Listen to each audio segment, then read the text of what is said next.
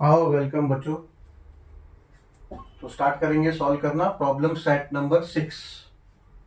ये हमारा ninth lecture होगा, lecture 9, ninth video of this chapter.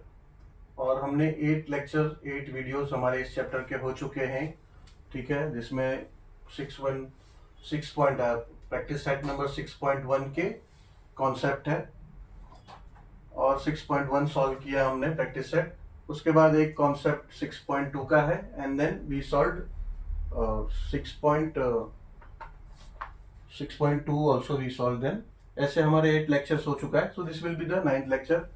So we will come to start solving problem set number 6। उसका ये first question है। What does first question says that for different types of investment what is the maximum permissible amount under section 80C of income tax। ठीक है, तो हम already ये concept में cover कर चुके हैं। अगर आपने कॉन्सेप्ट नहीं देखा है 6.2 का, then please go and see that first and then come to solve the problems and all. वो देखना बहुत जरूरी है to understand the exact concept, income tax का कॉन्सेप्ट और सेक्शंस सब कुछ। ठीक है, टेबल्स है, 3 टेबल्स, सब देखो। उसमें मैंने बताया था, लेट से यहाँ पे अभी दिखा देता हूँ शॉर्ट में। 80C एक सेक्शन है इनकम टैक्स एक्ट का, जिसके तहत कुछ ब्रांचेस है जिसमें आप इन्वेस्टमेंट करो तो वो अमाउंट में आपको टैक्स बेनिफिट मिलता है। यानी उन चीजों में, बेसिकली उन चीजों में आप इन्वेस्ट करो तो आपको टैक्स बेनिफिट मिलता है। ठीक है, यानी कि जीपीएफ, अगर आप जीपीएफ मंथली आपके सैलरी से आप डिडक्ट करते हो, जीपीएफ अकाउंट में आप पैसा डिपॉजिट करते हो, और कुछ म्यूचुअल फंड्स है, स्पेशल टाइप म्यूचुअल फंड उधर पे है। म्यूचुअल फंड्स में LIC health policy, LIC policies, ऐसे any kind of health policies. LIC तो बेसिकली एक कंपनी होगा, बट बहुत से हेल्थ पॉलिसीज पे भी है वो बेनिफिट। ठीक है, हेल्थ पॉलिसीज,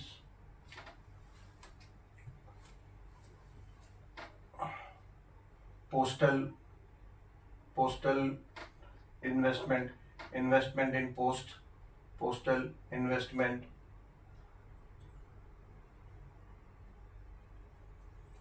इन्वेस्टमेंट, है, और भी कुछ है उसमें एग्जैक्टली ऐसे 1 2 3 4 5 6 7 8 9 10 पॉइंट्स ऐसे हैं। सुकन्या समृद्धि स्कीम है,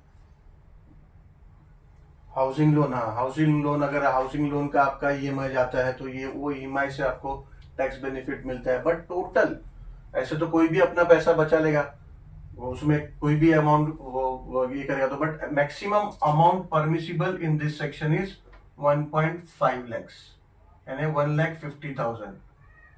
यानी टोटल इन्वेस्टमेंट ये सभी 10 सब्जेक्ट का आप क्या कर रहे हो, कितना अमाउंट किस में जा रहा है आपका, उससे गवर्नमेंट को मतलब नहीं है। ठीक है, आईटी डिपार्टमेंट को उससे मतलब नहीं है। तो maximum range of investment, permissible range in this is permission, मतलब आप और कर सकते हो एग्जैक्टली। मैक्सिमम परमिशन यानी जिसपे इनकम टैक्स नहीं लगेगा। आप तो अपने हिसाब से आपको ज्यादा करने का 2.5 करो, 5 lakhs करो, इससे आईटी डिपार्टमेंट को क्या करना है। बट 1.50 lakhs तक आपको टैक्स बेनिफिट है। 1,50,000 तक टैक्स नहीं लगता उस अमाउंट पे, उसके ऊपर। तो क्वेश्चन का मतलब यही है कि for different types of investment what is the maximum permissible amount under section 80C of income tax. तो correct option will be option A. ठीक है, अब सेकेंड सब क्वेश्चन है इसका, फर्स्ट क्वेश्चन का सब क्वेश्चन नंबर सेकेंड। इसमें ये क्या बोल रहे हैं कि a person has earned his income during financial year 2017-18, then his assessment year is। ठीक है, ऑब्वियसली ये टॉपिक भी हमारा कवर हो चुका है कॉन्सेप्ट में, बट ठीक है, वापिस एक बार यहाँ पे हम लोग करते हैं। कैसा होता है हमारा फाइनेंशियल ईयर काउंट, कैसे होता है, 1 अप्रैल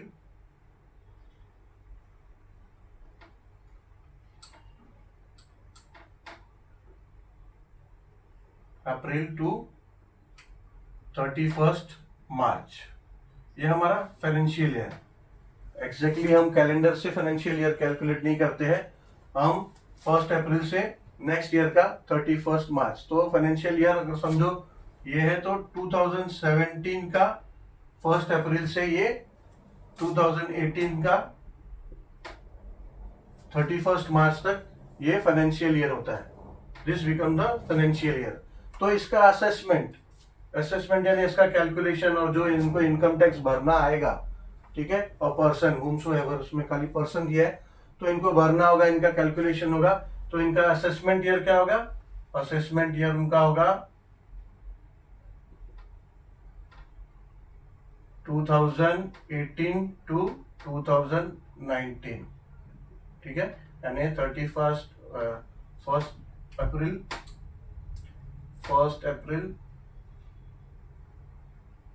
2018 टू 31 मार्च 2019, ठीक है, यानी 2018 2019, ये नॉट एग्जैक्टली फर्स्ट, तो 2018-19 ही बोलते हैं, ठीक है। असेसमेंट ईयर उनका होगा 2018-19। फाइनेंशियल जो ईयर होता है उसमें 1 अप्रैल टू 31 मार्च बोलते हैं। असेसमेंट ईयर में क्योंकि कुछ रिलैक्सेशन भी मिलता है, कुछ लेट हो जाता है तो लेट फी भी होता है। लेट फी तो एग्जैक्टली आप नहीं बोल सकते कि ये मंथ से वो मंथ, ठीक है। तो असेसमेंट ईयर 2018 टू 2019, तो करेक्ट ऑप्शन है बी, ठीक है।